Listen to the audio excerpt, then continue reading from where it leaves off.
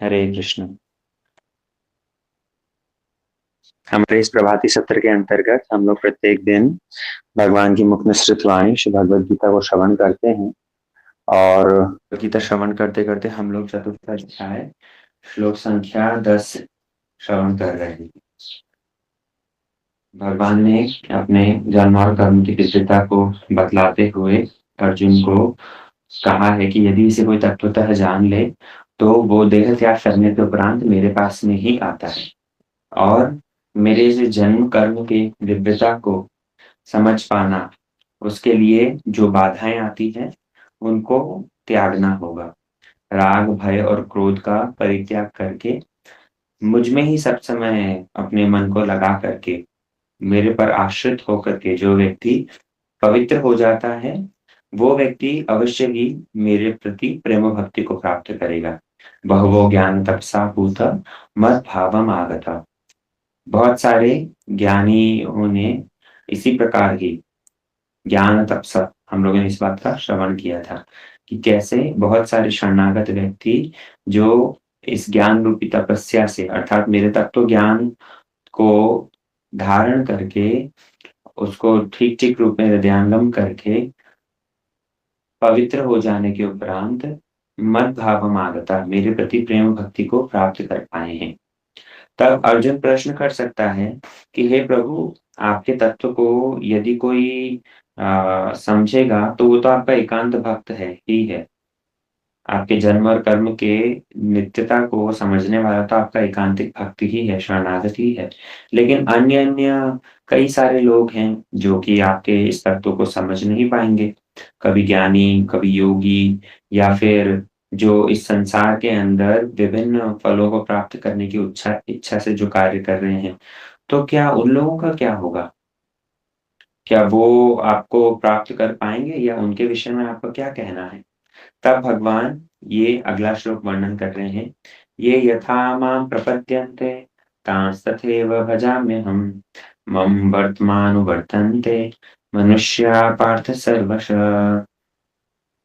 यहाँ से अभी भगवान इस 4th चैप्टर के अंदर एक नया सेक्शन आरंभ हो रहा है जहां पर भगवान अब बतलाएंगे कि कैसे जितने सारे रास्ते हैं उन समस्त रास्तों का अल्टीमेटली प्रयोजन भगवान की प्राप्ति है ना? या फिर उन समस्त रास्तों को बनाने वाले, उन समस्त पथों को क्रिएट करने वाले भगवान ही हैं।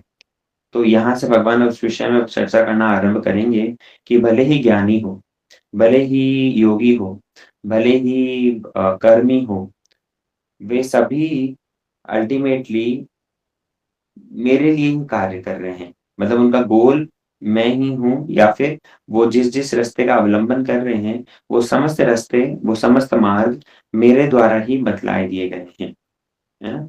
तो यहाँ पर भगवान ने पूर्व श्लोक के अंदर जैसे बतला ही दिया कि मेरी भक्ति करो और मेरी शरण में आ जाओ। मेरी शरण में आओगे तो अवश्य ही तुमको प्रेम भक्ति प्राप्त होगी। लेकिन यदि कोई कहे कि प्रभु, आपकी शरण में सब नहीं आ सकते, तब भगवान ने इस श्लोक के अंदर एक शब्द बड़ा इंटरेस्टिंग व्यवहार किया है। ये यथा माम प्रपद्यन्ते।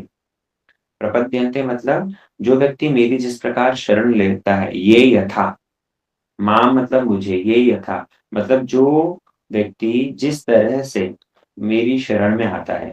पूर्व श्लोक में भगवान ने शब्द यूज किया था माम उपाश्रिता, मेरे पर आश्रित होता है। और यहाँ पर शब्द व्यवहार किया प्रपद्यन्ते, दोनों सिमिलर वर्ड्स ही हैं। तो माम उपाश्रिता, है ना? तो यहाँ पर कह रहे हैं कि जो व्यक्ति जिस भाव से मेरे चरणों में शरणागत होता है, ताम तथैव भजामि हम, मैं उसी के अनुरूप ही उसका भजन करता हूँ। मतलब ये पहली लाइन के अंदर भगवान ने यहाँ पर रेसिप्रोकेशन दिखलाया कि जो व्यक्ति मेरा जिस प्रकार भजन करता है, जो व्यक्ति मेरे चरणों में जिस प्रकार शरणागत होता है, मैं उसको इसी प्रकार से रेसिप्रोकेट करता हूँ।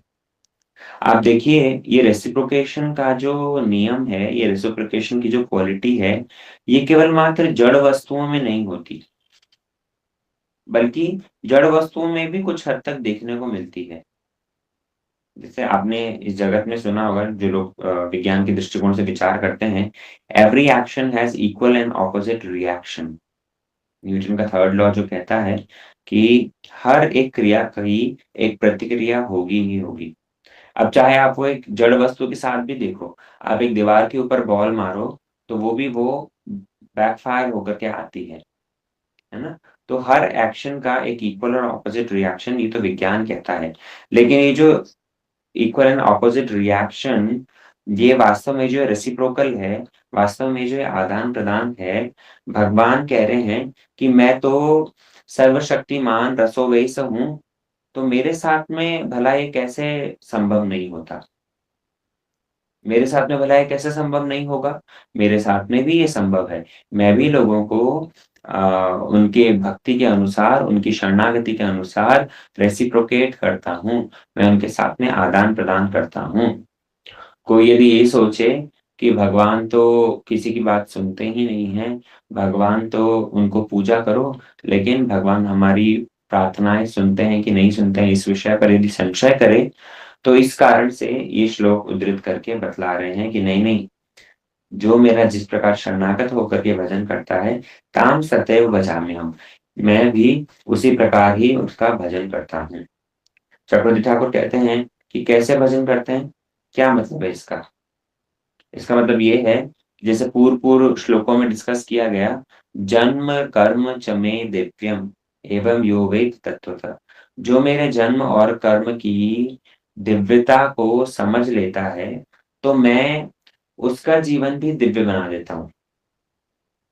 भगवान कह रहे हैं कि जो मेरे बर्थ और एक्टिविटीज़ की दिव्यता को समझता है, तो मैं उस व्यक्ति की एक्टिविटीज़ को दिव्य बना देता हूँ। क्या मतलब है इसका? इसका मतलब ये है कि भगवान ऐसे व्यक्ति को पवित्र करके और अपने धाम में ले जाते हैं, और अपने धाम में ले जा करके उसको पार्षद स्वरूप प्रदान करके और उसको अपने साथ लीला विलास के अंदर योगदान देने का सुयोग देते हैं। मतलब वो व्यक्ति भगवान के धाम में चला जाता है, और भगवान का धाम तो दिव्य है ना, अर्थात वो जिस प्रकार से भी अब भगवान की सेवा करेगा, वो जिस प्रकार से भी उस धाम के अंदर प्रचेष्टाएँ करेगा, वो सब के सब दिव्य हैं। तो ये आरंभ हुआ कहाँ से?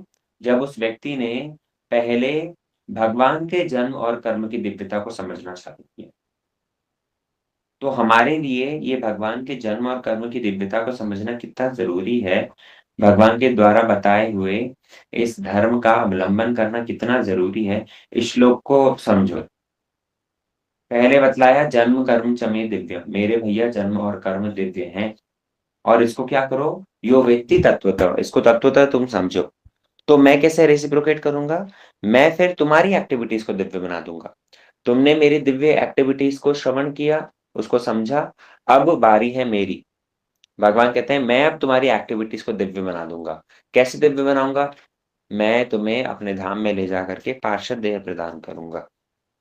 लेकिन यदि कोई मेरे इस स्वरूप को ठीक-ठीक रूप में स्वीकार नहीं करता, मेरे जन्म और कर्म के दिव्यता को तत्वतः नहीं समझता, तो फिर ऐसे में मैं उसको भी उसी के अनुरूप फल प्रदान करूँगा। जो व्यक्ति मायावादी है, जो व्यक्ति ज्ञानी है, जो मेरे स्वरूप को स्वीकार नहीं करता, वो व्यक्ति मेरे शरीर के, मेरे नख के अग्रभाग से निकली हुई वो ब्रह्म ज्योति है, उस ब्रह्म ज्योति के अंत तक ही पहुँच पाएगा, वहाँ उसी में ही लीन हो जाएगा।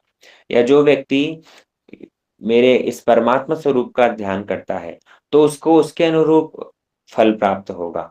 उसको सिद्धि इत्यादि दे करके मैं निवृत्त कर दूँगा।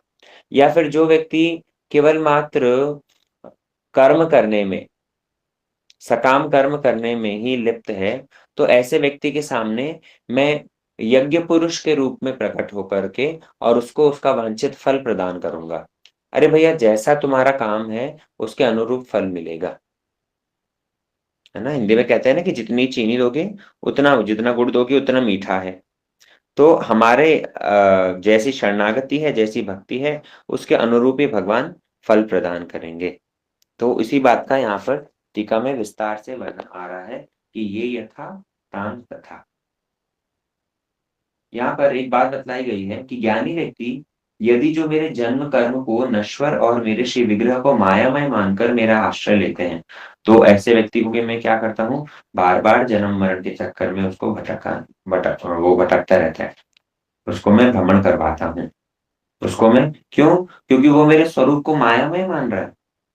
मेरे विग्रह की नित्यता को स्वीकार नहीं कर रहा। मेरा जन्म और कर्म दिव्य है, इस बात को जब स्वीकार नहीं कर रहा, तो ऐसे व्यक्ति को मैं जन्म कर मरण के चक्कर में घुमाता रहता हूँ, भटकता है। लेकिन जो व्यक्ति मेरे विग्रह को इस सच्चिदानंदत्व को स्वीकार करता है, तो ऐसे व्यक्ति के लिए मैं उसके अनुरूप ही रेसिप्रोकेट करता हूँ। जो ज्ञानी है, उसको उसके ज्ञान के अनुरूप फल प्राप्त होता है। जो योगी है, उसको उसके योग के फल के अनुरूप फल प्राप्त होता है। और जो भक्त है, भक्त को मेरी नित्य सेवा, मेरी प्रेममयी सेवा प्राप्त होती है ना? इसलिए यदि कोई ये कहे कि सारे रास्ते एक ही जगह पर जाते हैं,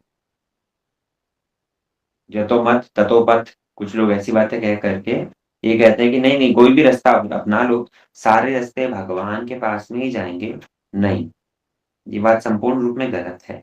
भगवान ने आगे अध्यायों में वर्णन करेंगे, यान्ति देवव्रता देवान्, पितॄन् यान्ति पितृव्रता, भूतानि यान्ति भूतेच्च, यान्ति मध्या जिनोपि माम्। तो हे अर्जुन, जो देवताओं की उपासना करता है, वो देवताओं के पास में जाता है। जो भूतों की उपासना करता है, वो भूतों के पास में जाता है। जो पितरों की उपासना करता है, वो पितरों के पास में जाता है। और मेरी उपासना करने वाला व्यक्ति मेरे पास में आता है। तो सारे रास्ते भगवान के पास में कैसे चले जाएँगे? सारे रास्ते भगवान के पास में नहीं जाते, है ना? सब यहाँ पर नेक्स्ट लाइन में जो भगवान ने कहा है, मम वर्तमानुवर्तन्ते। पहली लाइन आई होप समझ में आई हो। पहली लाइन के माध्यम से भगवान ने केवल मात्र ये प्रिंसिपल ऑफ रेसिप्रोकेशन समझाया कि कैसे मैं भक्त के साथ में आदान-प्रदान करता हूँ। कैसे ज्ञानी के साथ में मैं आदान-प्रदान करता हूँ, योगी के साथ में मैं आदान-प्रदान करता हूँ और कर्मी के साथ में मैं आदान-प्रदान करता हूँ। जो जिस रास्ते को अपना रहा है, वो उसके अनुरूप फल पाएगा। वो उसके अनुरूप फल पाएगा। अगर कर्म में ही लिप्त हो, तो मैं यज्ञ पुरुष के रूप में मेरी स्थिति रहेगी, जहाँ मैं तुम्हें जागतिक भोग और स्वर्ग इत्यादि प्रदान कर दूँगा।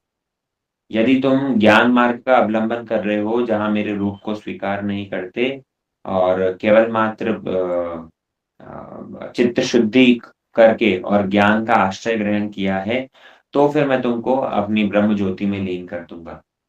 जहाँ पर एक स्पिरिचुअल सुसाइड, एक आत्मघात टाइप का अनुभव तो तुम्हें होगा, लेकिन सेवा सुख नहीं मिलेगा। लेकिन यदि तुम मेरे भक्त बनते हो, यदि शरणागत होते हो, मन मया माम उपाश्रित, ये सब बातों को ग्रहण करते हो, तब ऐसे में मैं तुम्हें अपने दिव्य धाम में ले जाऊँगा। तो इन सब बातों का पहली लाइन में निरूपण हुआ। अब जो दूसरी लाइन है, मम वर्तमानो वर्तन्ते। मम वर्तम, मम मतलब मेरे द्वारा, वर्तम मतलब रास्ता, अनुवर्तन्ते अर्थात प्रत्येक व्यक्ति मेरे पथ का अनुगमन कर रहा है। मनुष्य पार्थ सर्वशः, हे पार्थ, हे कुंती पुत्र, हे पृथा पुत्र, मनुष्य सर्वशः मनुष्य मम वर्तम अनुवर्तन्ते। सारे मनुष्य मेरे द्वारा बताए हुए रास्ते का ही अनुगमन कर रहे हैं। अब इस बात को कैसे समझें? एक बार तो भगवान कह रहे हैं कि नहीं, जो जिसका भजन करेगा वो उसी के पास में जाएगा। देवताओं का भजन करने वालों का रास्ता देवता तक जा रहा है। अ, पितरों का भजन करने वाले व्यक्ति का रास्ता पितरों तक जा रहा है। तो एक बार को तो उन्होंने कह दिया कि सारे रास्ते अलग-अलग जा रहे हैं और दूसरी लाइन में कह रहे हैं मण मम वर्तमानो वर्तन्ते। सभी व्यक्ति मेरे पथ का अनुगमन करते हैं। दोनों बातें कॉन्ट्रडिक्टरी लग रही है ना? विरोधाभास देखने को मिल रहा है कि सभी मेरे पथ का अनुगमन करते हैं। इसका मतलब ये बिल्कुल नहीं लेना है कि सारे रास्ते भगवान तक जा रहे हैं। नहीं, ये सेकंड लाइन जो है ना, इसको बड़ा ध्यान से समझो। भगवान ये कहना चाह रहे हैं कि अर्जुन, जिस किसी मार्ग से मनुष्य अट्रैक्ट हो रहा है, तो वो रास्ता मेरा ही मैनिफेस्टेशन है। वो मेरा ही मैनिफेस्टेशन है। अगर कोई व्यक्ति देवताओं के द्वारा अट्रैक्ट हो रहा है, सकाम कर्म कर रहा है और सकाम कर्म करके देवताओं को प्रसन्न करने की कोशिश कर रहा है, अपना कुछ फल प्राप्त करना चाह रहा है, तो वो भी एक मेरा मैनिफेस्टेशन है। मतलब देवताओं के अंदर फल प्रदान करने की शक्ति भी मैंने दी है। मैं हूँ, इस कारण से देवता अपने अ, अपनी मनुष्य के द्वारा की हुई क्रिया का यथायथ फल दे पा रहे हैं। अगर मैं नहीं होता, तो देवता भी फल दे नहीं पाते। यदि ज्ञानी वो ज्ञान मार्ग का अवलंबन कर रहा है और चित्त शुद्धि के माध्यम से वो यदि ब्रह्म में लीन भी हो जाता है, तो वो ब्रह्म ज्योति क्या है? वो मेरा मैनिफेस्टेशन है। यदि योगी लोग अणिमा, लघिमा, प्राप्ति, प्रकाम्य इत्यादि सिद्धियों को प्राप्त करना चाहते हैं और इन सिद्धियों को प्राप्त करने के लिए मेरे परमात्मा स्वरूप का चिंतन करते हैं, तो वो भी मेरा मैनिफेस्टेशन है अर्जुन। इस जगत में जो कुछ भी रास्ता तुम देखते हो, सब मेरा मैनिफेस्टेशन है। इसीलिए मम वर्त्म अनुवर्तन्ते, सभी लोग मेरे रास्ते का ही अनुगमन कर रहे हैं। मेरे रास्ता मतलब डायरेक्टली नहीं, बट इनडायरेक्टली। वो इनडायरेक्टली मेरे रास्ते का ही अनुगमन कर रहे हैं। भगवान आगे विभूति योग में इस चीज़ का और विस्तार से वर्णन करेंगे कि देखो जो कुछ भी इस जगत में है, वो सब का सब मेरे कारण है। लेकिन त मतलब कृष्ण का जो ये एक स्पार्क है, ये सब के सब कृष्ण के स्पार्क के कारण ही कार्य कर रहा है। इस बात को हमें समझना पड़ेगा। कोई प्रश्न कर सकता है कि अच्छा, सब रास्ते भगवान के द्वारा ही बनाए गए हैं, उनके अंदर जो कुछ भी आकर्षण है, वो भगवान के कारण ही है। तब तो अगर कोई शराब से आकर्षित हो रहा है, अगर कोई अपोज़िट सेक्स से आकर्षित हो रहा है, तो ये सब के सब भी क्या भगवान का ही है? सत्वर गुण, रजोगुण, तमोगुण, इन सब को के माध्यम से जो जीव आकर्षित हो रहा है, तो क्या वो भी क्या भगवान के कारण ही है? नहीं, एक्चुअली कृष्ण वो तो चिन्मय है। कृष्ण वो चिन्मय है। कृष्ण, ये जगत के लोग जो इन सब गंदी चीज़ों से आकर्षित हो रहे हैं, यहाँ पर ये आकर्षण हो सकता है भगवान के वजह से हो, लेकिन वो आकर्षण जैसे ऑपोज़िट सेक्स के प्रति आकर्षण है या फिर अल्कोहल के प्रति आकर्षण है लोगों का, वो आकर्षण क्या आपको भगवान से कनेक्ट कर रहा है क्या? ये विचार करने वाली बात है। लोगों का यदि अधार्मिक क्रियाओं से आकर्षण हो रहा है, तो वो आकर्षण आपको भगवान से कनेक्ट कर रहा है या भगवान से और दूर कर दे रहा है? ये बात विचार करनी पड़ेगी। यदि हम भगवान से कनेक्ट हो रहे हैं, तो फिर वो आकर्षण ठीक है। लेकिन यदि वो आकर्षण हमें भगवान से डिस्कनेक्ट कर रहा है, भगवान से दूर लेकर के जा रहा है, तब फिर उस आकर्षण को त्यागना पड़ेगा। है ना? इसलिए भगवान यही कहना चाह रहे हैं कि सभी लोग मेरे बतलाए हुए रास्ते पर, all the people are on my path, मेरे बतलाए हुए रास्ते का ही अनुगमन कर रहे हैं। अभी प्रश्न हो सकता है कि कोई व्यक्ति इसको समझे, कोई व्यक्ति ना समझे, लेकिन हर व्यक्ति कृष्ण से ही अट्रैक्टेड है। भगवान के द्वारा ही वो आकर्षित हो रहा है। तो प्रश्न हो सकता है कि क्यों हम इंडिविजुअल अट्रैक्शंस के पीछे पड़ें? बात समझिएगा। जागतिक भोग हो या सिद्धि की प्राप्ति की इच्छा हो या ब्रह्म में लीन होने की इच्छा हो, इन सब के अंदर जो आकर्षण है, इन समस्त रस्तों पर जो आकर्षण है, वो कृष्ण के कारण ही है। उन सब का मूल कृष्ण ही है। तो क्यों ना हम सीधा कृष्ण से आकर्षित हों? बात समझ में आ रही है? व्यक्ति यद्यपि अपने-अपने संस्कार के अनुसार ही कार्य करेगा। हर किसी का आकर्षण कृष्ण से नहीं हो सकता। लेकिन कृष्ण का प्रभुत्व दिखलाते हुए यहाँ पर इस बात का स्पष्टीकरण हो रहा है कि कैसे जब सब रास्ते भगवान के कारण ही आकर्षक हैं, तो क्यों ना उस सुप्रीम पर्सनैलिटी कृष्ण के प्रति हम आकर्षण बढ़ाएँ, है ना? इसलिए इस बात को स्पष्ट करते हुए भागवतम में भी कहा, जब जिस समय भागवतम में सुखदेव गोस्वामी परीक्षित महाराज को तरह-तरह की उपासना की पद्धति बतला रहे हैं। कि यदि कोई घर में अन्न शस्य का भंडार पूर्ण रखना चाहता है, तो वो देवी अन्नपूर्णा की उपासना करे। यदि कोई सुंदर यौवन और रूप चाहता है, तो ऐसा व्यक्ति स्वर्ग की अप्सराओं की उपासना करे। यदि कोई दाम्पत्य जीवन में खुशहाली चाहता है, तो ऐसा व्यक्ति शिव-पार्वती की उपासना करे। यदि कोई निरोगी काया चाहता है, तो वो स्वर्गों के जो अ, अश्विनी कुमार है, उनकी उपासना करे। तो इस तरह की बातें जब सुखदेव गोस्वामी कह रहे थे, परीक्षित महाराज ने पूछा कि आपके पास में कोई ऐसी उपासना पद्धति नहीं है जिसके माध्यम से सब कुछ प्राप्त हो जाए? तो फिर सुखदेव गोस्वामी कहते हैं, अकाम सर्व काम वा मोक्ष काम उदारति तीव्रेण भक्ति योगेन यजेत पुरुष परम। कि वो परम पुरुष भगवान की उपासना करने से सब कामनाएं पूर्ण हो जाती है। व्यक्ति किसी भी अवस्था में क्यों ना हो, अकाम अर्थात यदि उसकी कोई जागतिक कामना नहीं है, सर्व काम अर्थात यदि उसकी बहुत सारी जागतिक कामनाएं हैं, या फिर मोक्ष काम यदि वो मुक्ति भी चाहता हो। इन तीनों रास्तों वालों को, इन तीनों की इच्छा रखने वालों को क्या करना चाहिए? यजेत पुरुषा परम। उन सभी को भगवान की पूजा, भगवान के शरणागत हो जाना चाहिए, परम पुरुष श्री कृष्ण के शरणागत हो जाना चाहिए। तो ठीक उसी प्रकार इस श्लोक के अंदर भी स्पष्ट आ रहा है, मम वर्त मनुवर्तन्ते मनुष्य पार्थ सर्वस्व। हे पार्थ, सभी मनुष्य मेरे बतलाए हुए रास्ते पर ही चल रहे हैं, बस इनडायरेक्टली।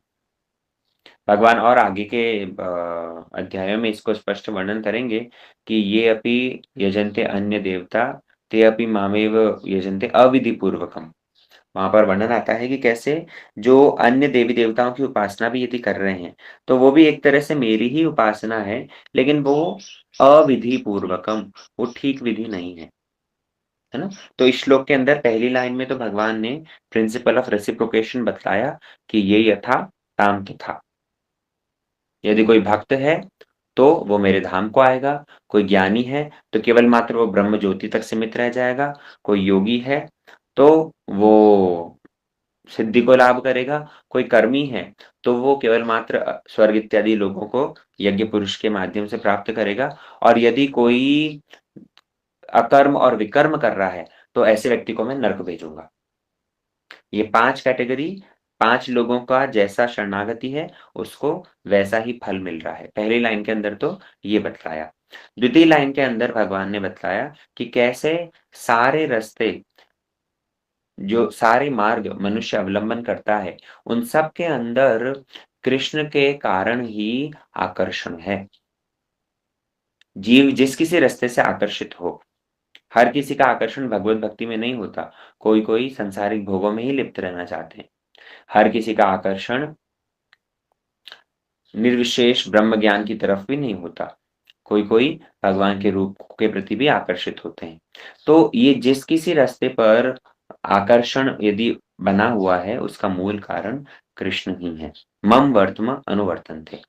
इस बात को भगवान यहाँ पर स्पष्ट करते हैं। अब अगले श्लोक के अंदर वर्णन कर रहे हैं कि अच्छा, यदि व्यक्ति अन्य देवी-देवताओं की उपासना कर रहा है, प्रभु आपके तत्व को समझने में इंटरेस्ट नहीं ले रहा, आपका भजन नहीं कर रहा है, अन्य-अन्य यदि रास्ता अवलंबन कर रहा है, तो उसका क्या कारण है? उसका कारण क्या हो सकता है? तब भगवान अगले श्लोक में स्पष्ट करेंगे कि सिद्धिर्भवति कर्मजा। वो लोग क्या करते हैं? क्षिप्रम हि मानुषे लोके सिद्धिर्भवति कर्मजा। ऐसे लोग बड़ा जल्दी-जल्दी फल पाना चाहते हैं। तसल्ली नहीं है उनको, इम्पेशेंट हैं। तो ऐसे इम्पेशेंट व्यक्ति क्या करते हैं? अन्य-अन्य रास्तों का अवलंबन करते हैं। हम फिर विस्तार से कल के सत्र में इस बात को श्रवण करेंगे। ठीक है? आज के सत्र को यहीं विश्राम देते हैं। वाञ्छाकल्पतरुभ्यश्च कृपासिन्धुभ्येव च पतितानां पावनेभ्यो